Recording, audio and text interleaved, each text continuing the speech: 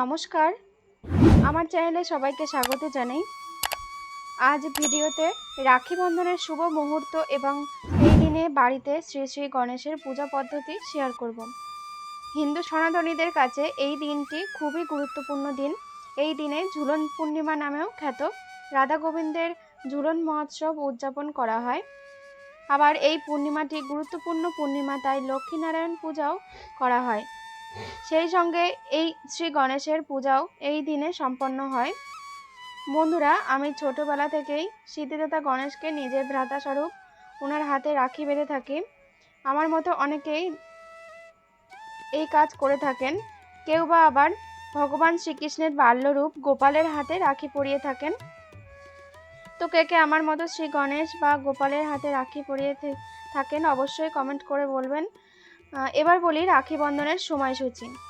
পঞ্জিকা অনুসারে 2024 সালের 19শে আগস্ট সোমবার পালিত হবে রাখি পূর্ণিমার উৎসব। চলুন জেনে নেই 2024 সালের রাখি পূর্ণিমার রাখি বাঁধার শুভ সময়। ইংরেজির 19শে আগস্ট, বাংলার 1431 বঙ্গাব্দের 2রা ভাদ্র দুপুর 1:46 থেকে বিকেল 4:19 পর্যন্ত প্রায় 2 ঘন্টা 37 মিনিট এবং প্রদোষকালের শুভ মুহূর্ত সন্ধে 6:56 থেকে রাত 9:07 পর্যন্ত প্রায় 2 ঘন্টা 11 মিনিট থাকবে। এবার চলুন ভিডিওর মূল পর্বে অর্থাৎ শ্রী গণেশের পুজো আরম্ভ করা যাক। দেখুন, আমি এখানে শ্রী গণেশকে একটি স্নানের পাত্রে বসিয়ে নিয়েছি। অগ্নিদেবতাকে সাক্ষী রেখে একটি প্রদীপ প্রজ্বলন করে নিলাম।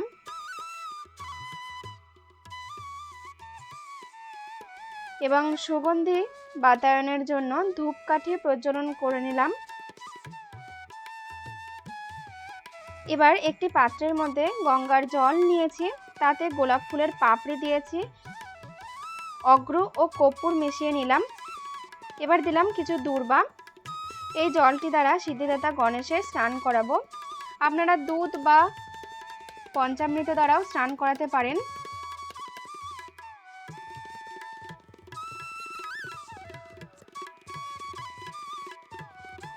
স্নান সম্পন্ন হলে স্নান পাত্র থেকে গণেশজিকে তুলে পরিষ্কার কাপড় দিয়ে মোছাবো।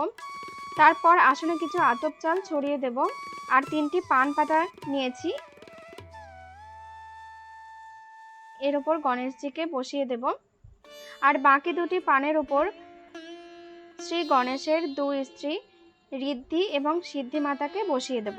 আমি এখানে 2টি সুপারিতে মৌলি সুতো জড়িয়ে ঋদ্ধি এবং সিদ্ধি মাতার রূপ দিয়েছি। এরপর লাল চন্দনের তিলক গণেশ ও তার 2 স্ত্রীর কপালে দিলাম। শ্রী গণেশের পূজায় লাল চন্দন ব্যবহৃত হয়, তো ওনাদের সিঁদুরের তিলকও দিয়ে দিলাম। এরপর একটি পৈতে গণেশ ঠাকুরকে পরিয়ে দিলাম এবং বস্ত্রস্বরূপ একটি মৌলি সুতো গণেশজিকে নিবেদন করলাম। এখন আমি একটি জুঁই ফুলের মালা গণেশ ঠাকুরকে পরিয়ে দিলাম।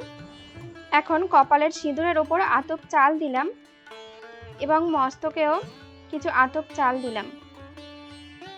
এবার শ্রী গণেশকে দূর্বা নিবেদন করব। 7টি দূর্বা নিয়েছি, আপনারা 5টি কিংবা 21টি দূর্বাও নিবেদন করতে পারেন। ঋদ্ধি ও সিদ্ধি মাতাকেও দূর্বা নিবেদন করে দিচ্ছি। একটি মঙ্গল সামগ্রী শ্রী গণেশের উদ্দেশ্যে নিবেদন করলাম। এখানে রয়েছে একটি পান, একটি সুপারি ও একটি কড়ি ও একটি 1 টাকার কয়েন।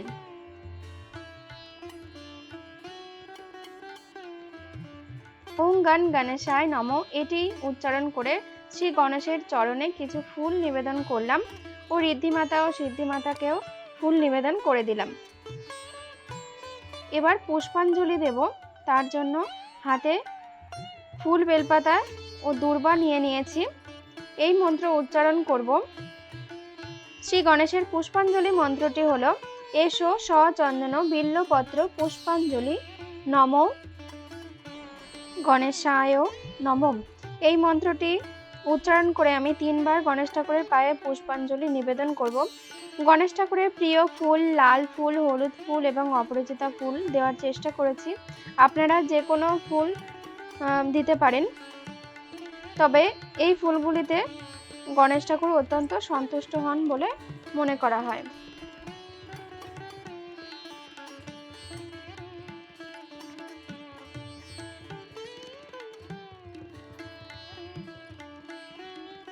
এরপর ভগবানের হাতে রাখি পরাবো। একটি রাখি নিয়ে এলাম, শ্রী গণেশের হাতে পরিয়ে দিলাম। এরপর প্রণাম করে নেব। গণেশ ঠাকুরের প্রণাম মন্ত্র: ওং একদন্তং মহাকায়ং লম্বোদর গজাননম বিঘ্ননাশঙ্করং দেবং হিরম্বং প্রণমাম্যহম।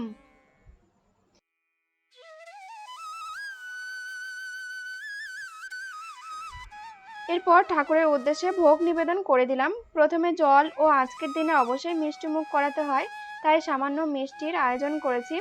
এবার অবশ্যই আরতি করে নেব।